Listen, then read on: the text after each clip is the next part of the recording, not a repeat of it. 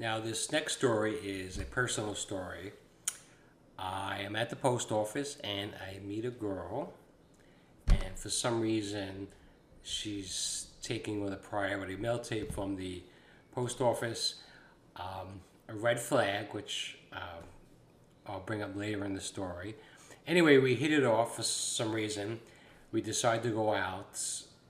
We meet up later in Times Square in New York City.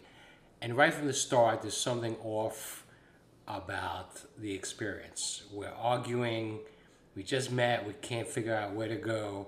And I'm usually very easy with this. So she decides to pick a restaurant, which I personally have been to, which I didn't think was so good. But anyway, we go. Right from the start, she starts complaining. Now, I'm thinking to myself, this is not going well. She's a complainer. She's difficult. And of course, we have to move our table. We go to the bar. The food is not right. Nothing's not right. And in the process of this, we start talking about, because I noticed she had a limp.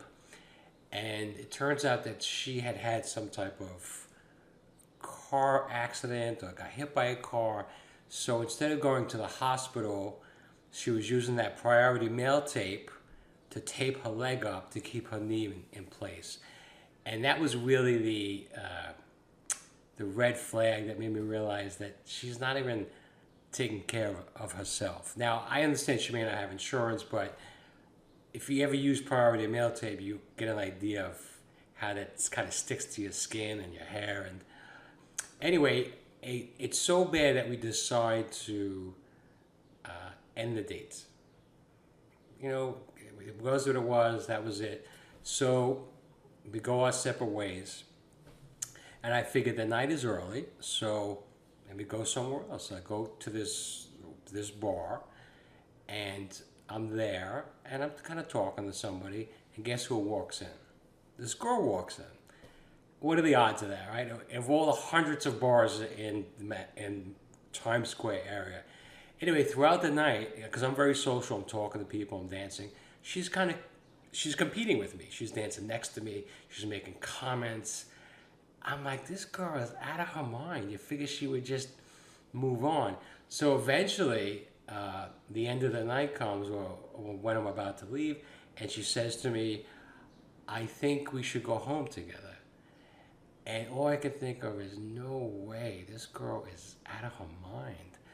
And so I thanked her, and I said, no, I'm going to stick with our original agreement.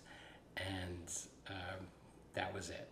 That was the date, the night out. My point is, you never know what's going to happen or rehappen or reconnect, and pay attention to your intuition, because if it's not working, you can have a rough start with a date, but you know, listen, your intuition's knocking, right? For me, it was just the difficulty of everything working, her negativity, which doesn't sit well with me, and the priority mail tape, of course. That's my story. All right, now this story, also one of mine, is a little more sad, not as funny. I used to live between California and New York, and every 6 months I would go back and forth. So I had met somebody who I really liked, but because I was going back and forth, it always limited where the relationship would go. So the last time I was out there, we kind of connected, and it was going really good. And I was even thinking things like, oh, maybe I should stay. You know, I'm not really sure. And she had kind of a difficult past, some police issues, kind of a wild girl, but I really liked her, very pretty. And one day she invites me to go with her friends. She lives in Long Beach, which is close to Mexico. They want to run into Mexico for something. I said, sure, I'll tag along. And the whole ride, this is before cell phones, they're stopping, making phone calls, and something's not right. And I'm getting worried. My intuition, you know, I listen to your intuition. And somewhere in the process, she makes a comment about Bonnie and Clyde. Now, if you don't know who Bonnie and Clyde is, it's a famous bank robber couple that robbed banks, very famous. And I'm pretty sure they both got killed by machine gun fire. Anyway, so right away, red flag. Why is this even in her reference? So I said, listen, if you guys are going to do something illegal, let me out of the car. This is not cool. It turns out they were going to get some kind of drugs. I don't know how much, whatever. But I'm like, let me out of the car. I said, it's so not cool that you're willing to jeopardize my future because you think it's romantic or exciting that I'm with you when you're going with your friends on some kind of drug deal. I said, you have no respect or value for my future because anything can happen. It's a different country. You don't know what's going to happen. So after this happened, I said, I can't be with you anymore. And which crushed me because I really liked her and I thought we were going to go to that next level. Because I'm thinking, if she could do this, what else can she do? And what else is she not telling me? Which turns out she's on probation and all this stuff. Things I didn't know. And she was part of a gang. You know, so sometimes people hide things from you. And again, what I talk about in this course, listening skills. You need to listen because there's information there, the way people hold their face, their terminology, like in this case it was Bonnie and Clyde, the strange behavior with the friends, all things helped me because in my presenting that to her, she made the situation stop. She said it was something else, but I know it was her. And I was protected because I was being aware and conscious. So this is kind of not your normal situation, but you never know what you're going to come across. Now, this story was told to me by one of my clients. He has a friend who turns out to be very frugal.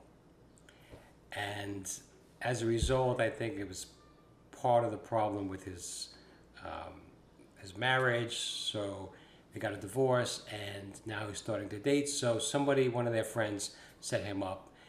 So he goes, he picks up the girl, goes to the restaurant. And I guess it's going well. But at the end of the night, he says to her, do you mind if we split the bill?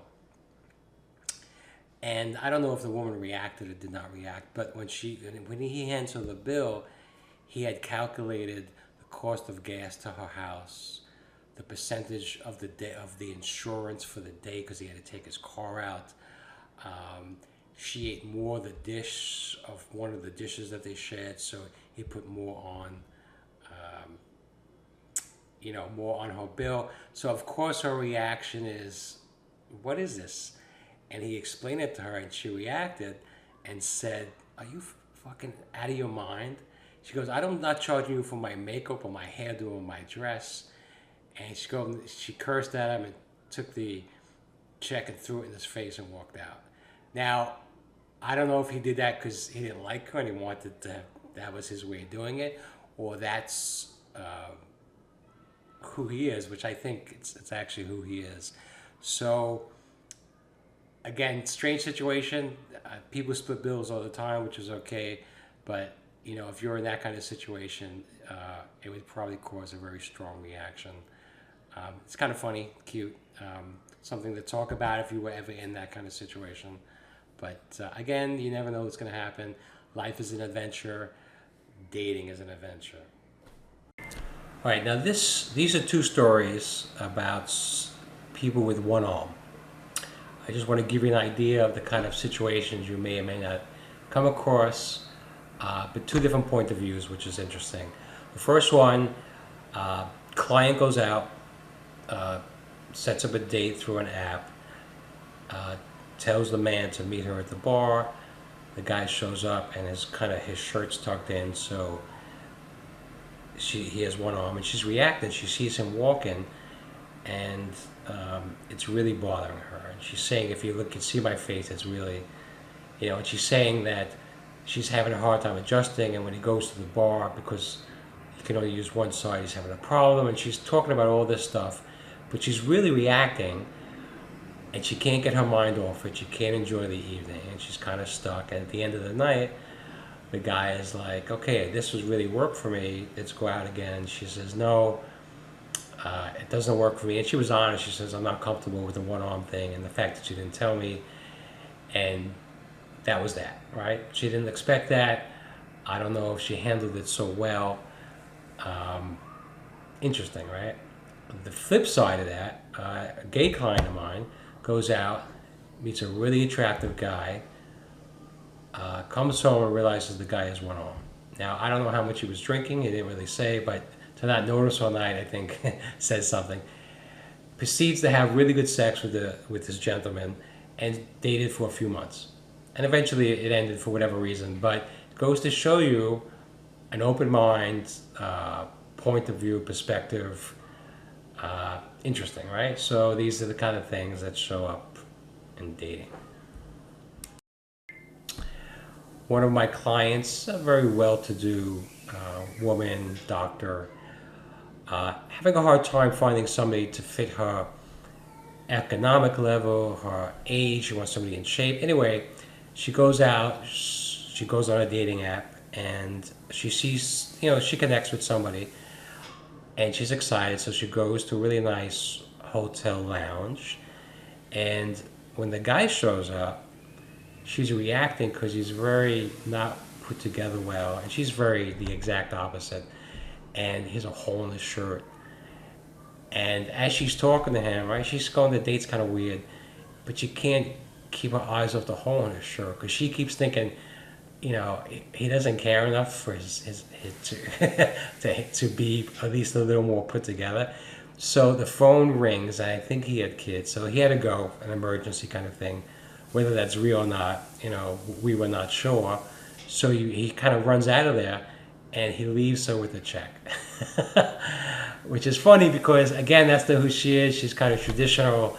And again, dates can be fun. That's kind of a cute story, not such a horrible experience. But you could see throughout the date, as my client's telling the story, she's not being very objective or light. She's really reacting. And perhaps that's why he ran out of there. But,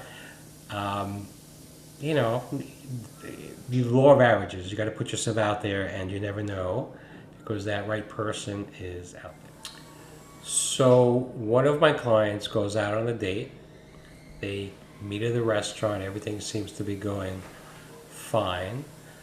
The gentleman decides to go to the bathroom and stays in there a little long.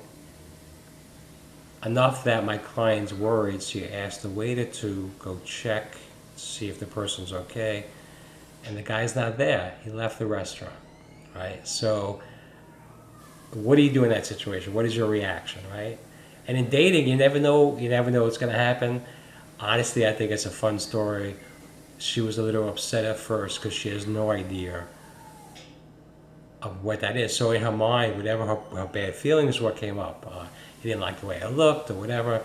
But the truth is, you never quite know why somebody does what they does. It could be that perhaps he was so insecure that when he got there, he freaked out and he left. It could be that he had a partner, and when he went into the restaurant, realized that somebody could recognize him. It could be that it could be anything.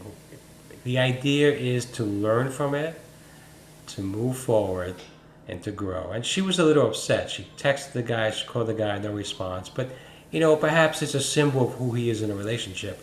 He disappears. And maybe that was a physical metaphor of what the future could be like. So an attitude of thankfulness and the realization that obviously this person's not meant for you is a positive take